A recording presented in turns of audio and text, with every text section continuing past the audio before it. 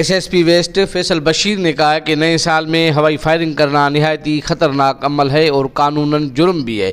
हवाई फायरिंग से निकली हुई गोली वापस आकर बुजुर्ग या किसी बच्चे या खातून को नुकसान पहुंचा सकती है और इसी अमल में उसकी जान भी जा सकती है। माजी में देखा गया है कि नए साल की खुशी में कितने ही घर उजड़ गए हैं, लिहाजा आवाम को सख्ती से मना किया जाता है कि नए साल की खुशी में जो भी फायरिंग करेगा तो उसके ऊपर कानूनी कार्रवाई की जाएगी और उनके ऊपर एफआईआर दर्ज की जाएगा। उनका मजीद कहना था कि हवाई फायरिंग करना एक इंतहाई खतरनाक अमल है और कानूनन जुर्म है।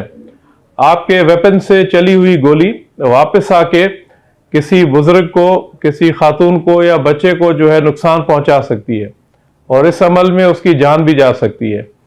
माजी में जो हमारा पास्ट में जो एक्सपीरियंस रहा है उसमें हमने देखा है कि न्यू ईयर नाइट पे बहुत ज़्यादा हवाई फायरिंग, एरियल फायरिंग के वाक़यात में बहुत ज़्यादा लोग कराची शहर में ज़ख्मी भी होते हैं और कुछ लोगों की जान भी चली जाती है।